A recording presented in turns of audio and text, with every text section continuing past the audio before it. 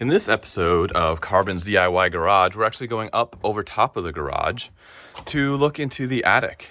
This is the water heater, and in Southeast Texas, your water heater is not in the basement, it's not in the garage, it's in the attic. And if you can see at the top, there's maybe 12 inches of clearance between the top of the water heater and the roof. So it's going to be interesting to try to do some preventive maintenance on this water heater. For the first time, this water heater was installed with the house in 2009, so it's been a long time.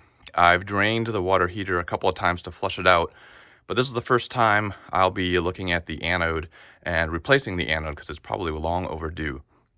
So I'll be using this video to show you how it worked in these cramped quarters.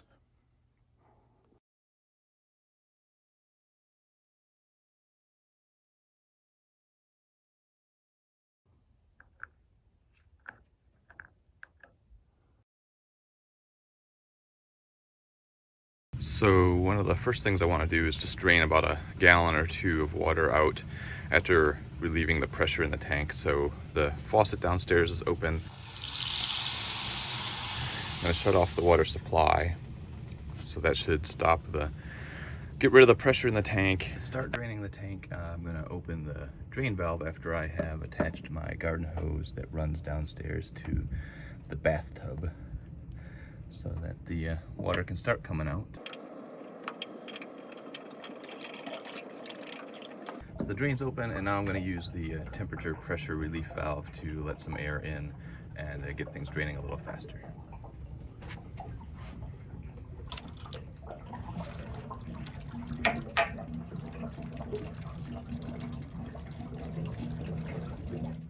While I'm letting the tank drain a little bit, you can see that the factory drain valve does leak a little bit when the valve is open, so another good reason to just go ahead and replace this.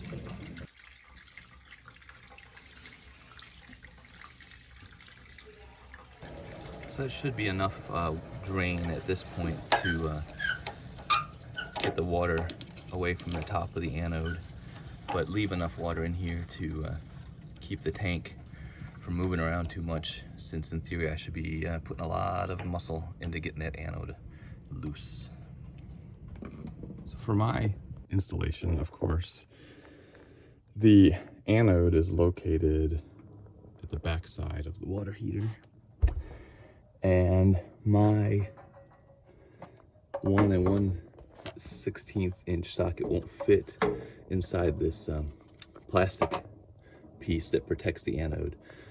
So I use a screwdriver to just pry it up out of the insulation, and now the socket will fit.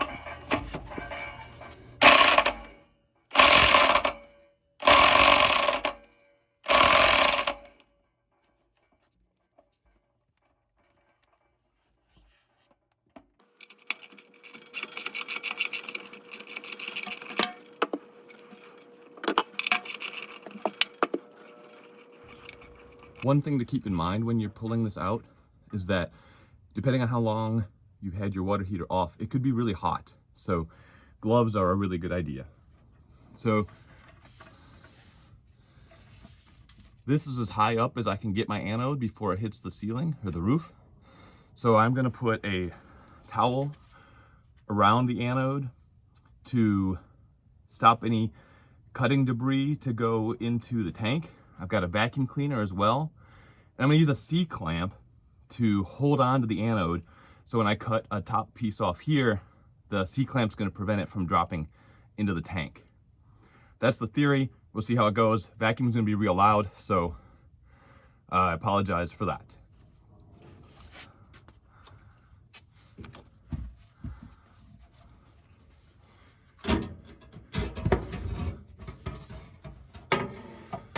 Huh.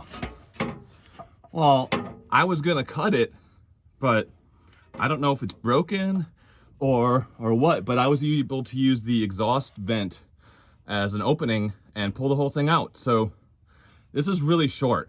I'm guessing that it might be broken off, but let's take it outside and take a look at it. This is great news for me though. So I've got the anode in the garage now, measured it, it's 24 inches long. The spec for the water heater says it should be 33 inches.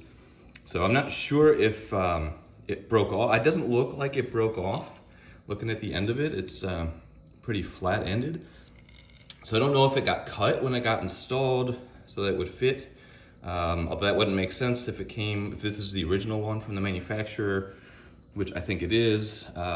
Either way, the rod itself, I guess, doesn't look too terrible, but since I've got it out, may as well install a new one since I've got it sitting right there. This is 48 inches long, I think. I'll put a link in the description, but I'm gonna cut it right here, cut this last segment off, and that'll make it 33 inches long. So that way it'll be the same as the manufacturer spec. I don't have to worry about it hitting the bottom of the tank, causing any problems. So we'll go ahead and get that cut and go install it.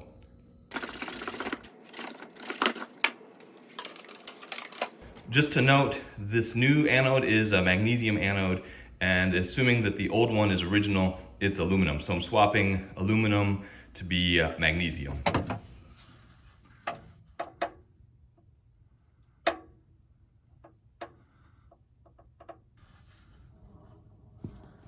All right, nice thing about these flexible anodes is that it fits into this really small space.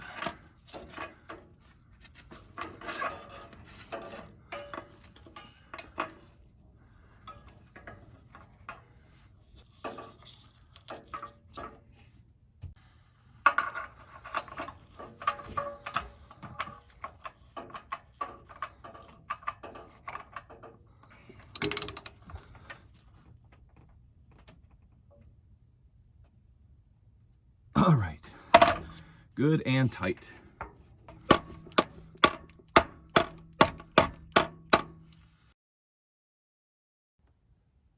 I'm also going to be replacing the factory drain valve with a better, larger ball valve that should make draining and flushing the water heater in the future a lot easier and go a lot faster.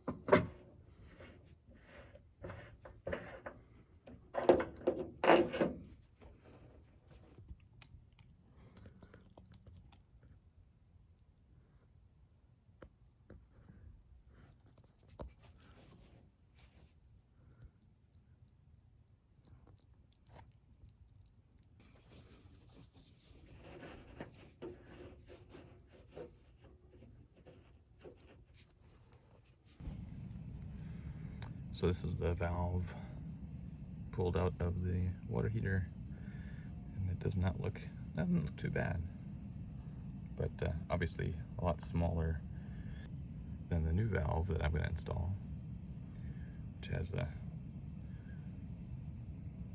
pretty good sized orifice, and also this cap.